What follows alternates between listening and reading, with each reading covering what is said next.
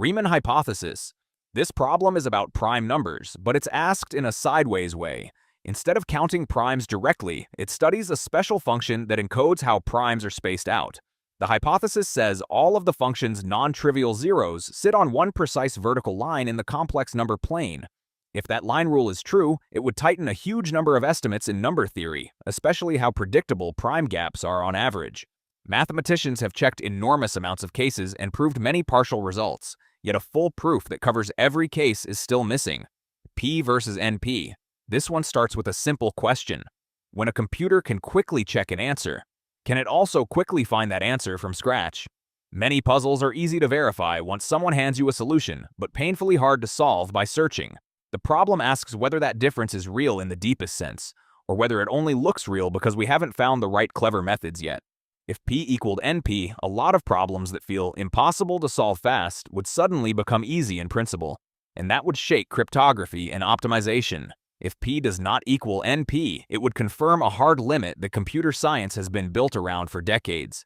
Navier-Stokes, existence, and smoothness.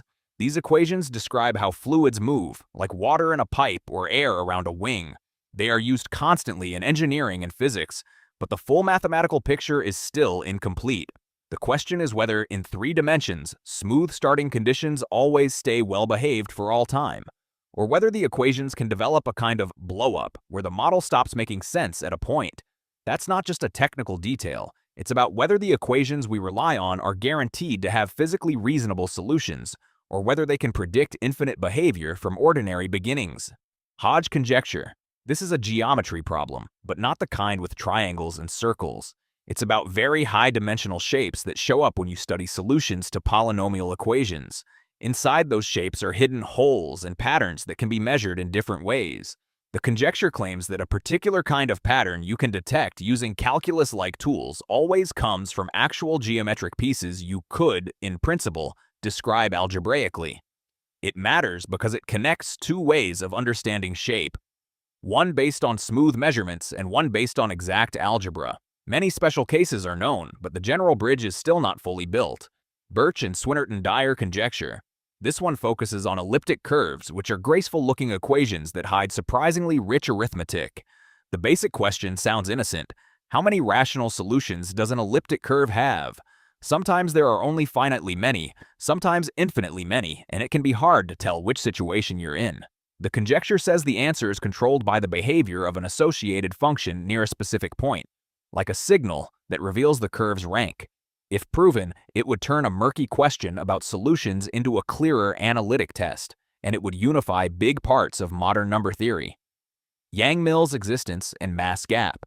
This problem comes from the math behind particle physics. The Yang-Mills framework is the language used to describe forces, but the rigorous mathematical foundations in 4 dimensions are still not fully settled.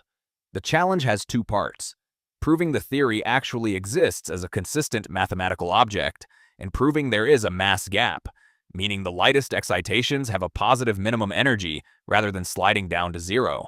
That mass gap is tied to why some forces behave as if they produce heavy, tightly bound particles instead of long-range effects. Physicists work with powerful approximations, but the exact proof in the required setting remains open. Goldbach's conjecture. This is one of the most famous statements you can explain to anyone in a sentence. It says every even number bigger than 2 can be written as a sum of 2 primes. You can try small examples immediately, and it keeps working as the numbers grow. Mathematicians have verified it for extremely large ranges and developed strong related results, but verification is not proof.